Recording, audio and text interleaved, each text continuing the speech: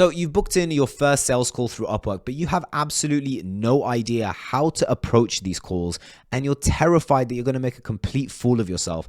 Well, in this video, I'm going to go through the exact method that I have used to approach all of the sales calls I've had on Upwork in the past 2 years.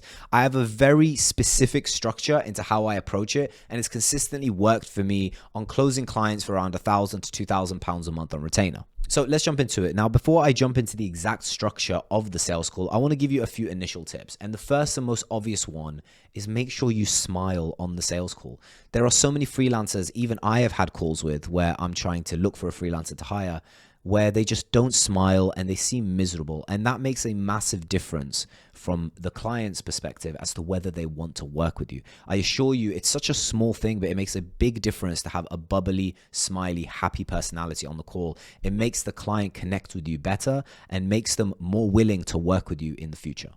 The other thing is to make sure that your video is turned on and that you look sharp. I promise you, if your room is messy and you look scruffy, it makes a massive difference on whether that client wants to work with you. People want to work with people. And if you look like the kind of person that has their life in order, aka you look sharp and your background looks clean and nice, it makes a difference on whether that person wants to work with you. So be sure to make yourself look as best as you possibly can, as sharp as you can, shave, get a haircut. These make a difference on your conversion rates inside of sales calls. So now that we've talked about some initial tips, let's dive straight in and start talking about the sales call structure. Now, all sales calls, in my opinion, should always start off with some form of small talk. Now, some of you guys may hate this and it may make you cringe, but for 1 or 2 minutes, you have to start off and not talk about business immediately, right? If you want to charge premium prices, then you need to connect with that client and it's going to give you better odds of closing them. And so for the first minute or two, just start off by asking, so where are you calling from?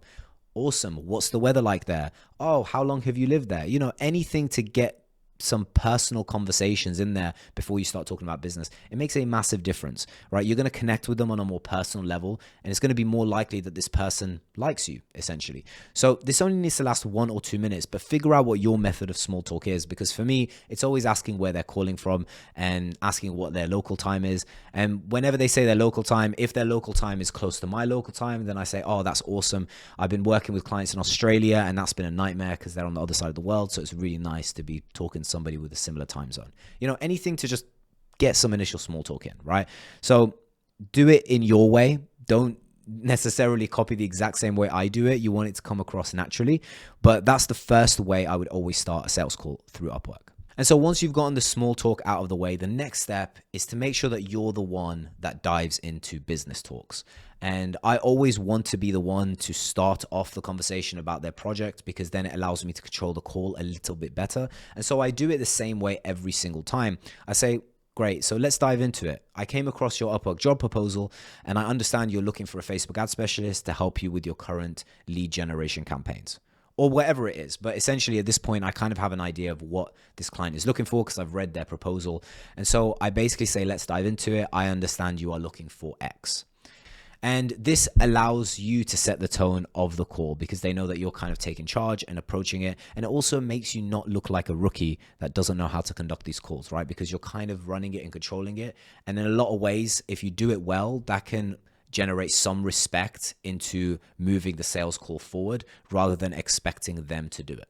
And so once you've done that and you've diverted the call into business and you've basically summarized that they are on the call because they're looking for X, then go ahead and ask them questions. And this is going to set the tone for pretty much the remainder of the call. You want to ask questions. So from their job proposal, you have a basic idea on what their problem is, right? So you want to go ahead and say, well, I understand you're having issues with your current campaigns. So could you tell me a little bit more about what issues you're having and, you know, how long have you been operating this business, right? Just start asking questions to get them talking about their current situation and their current business. Any questions that are relevant to what the job is about, whether it's Facebook ads, whether it's website design, whether it's SEO, Google ads, whatever it may be, you want to make sure that you're asking questions around their business that are related to the services they're looking for. So for example, in my case, because I offer Facebook and Instagram advertising management services, my type of questions will be, you know, how long has the business been operating? How much have you spent on Facebook ads? What sort of performance have you been getting? What sort of click-through rate have your ads been generating?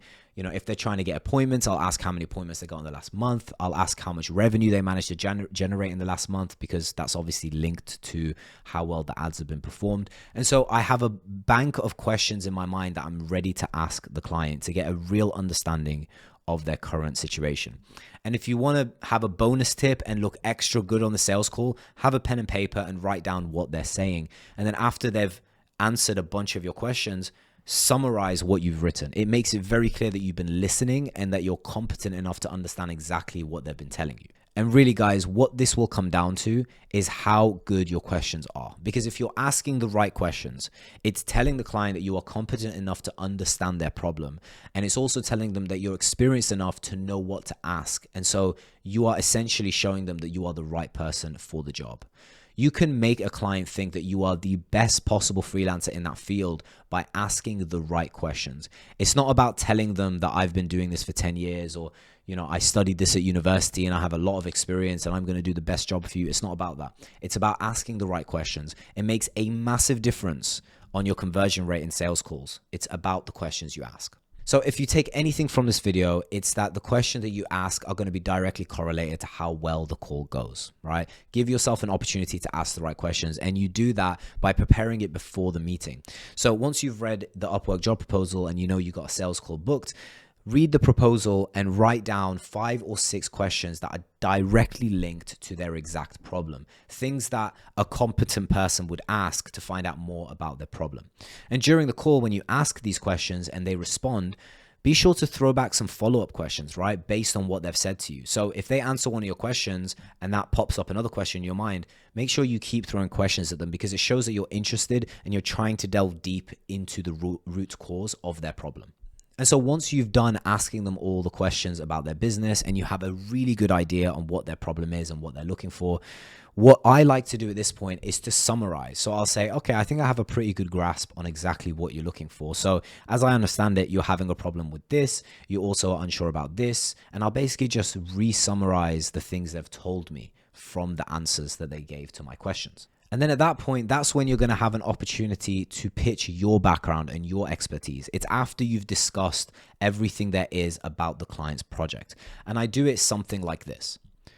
So I think I have a pretty good grasp on what your problem is. So let me tell you a bit about myself and my background experience so I could properly introduce myself. So I've been a Facebook ad specialist now for a little over 7 years. And this all kind of came about because my background is in e-commerce. So I used to run my very own e-commerce brand. And for 2 years, I learned how to run ads on Facebook for my own business. And I became really fluent in it. And then from there, I decided to offer it as a service to other clients to help them achieve the same thing with their brands. And so over the years, I've worked with companies like Elacera, like Mercury Holidays, like the Flight Center, some really well-renowned brands, and I've helped manage over £100,000 a month for some of my clients' ad accounts. And that's basically me starting to pitch myself a little bit after understanding the exact client's problem. And then once I've pitched myself, I will then summarize that I am the person to do their task. And that goes something like this. So I completely understand your situation. I definitely think I can provide value here. So you're basically coming to me in a situation where your cost per lead is very, very high and you're looking to reduce it. And we can do this a number of different ways. We can optimize your creatives. We can optimize your ad copy. We can do A/B testing with your campaigns, and we can structure things to make sure that we're targeting the right audience to achieve the goal of what you want, which is a lower cost per lead. So that's an example, assuming that the client's problem is their Facebook ads are too expensive, right? But the answer you give at that point is based on what the client's context is. What does the client want? And then basically just summarize to say that you believe that you can add value to help them achieve that objective.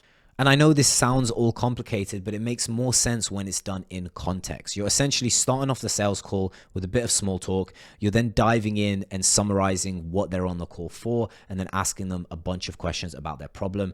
And then from the answers they give you, you'll write down some notes, summarize it after they've answered all of your questions, introduce yourself, tell them about your experience, and basically tell them that you're the right fit for the job. And that pretty much sums it up. I don't have any crazy script or crazy structure. I have a pretty brief idea on how to organize the sales call. And I've been doing it for 2 years now, consistently using this method, and it's consistently worked for me. So I've had no reason to want to change it. And so if you've got your first, second, or third sales call coming up through Upwork and you're super nervous and you don't know how to approach it, I promise you, you'll get better at it. You just need to go through enough to feel super confident and super comfortable in front of that camera when talking to the client.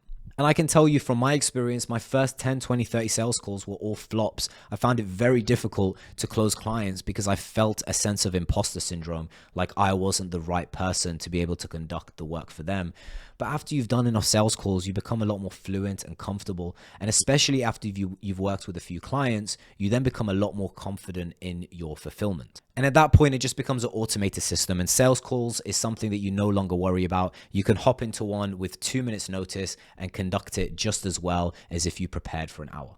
And so I hope you found this video useful and it's made the process easier for how you conduct your sales call. If you have any questions about anything I've gone through in this video, comment it down below, guys, because I'm here to help you all.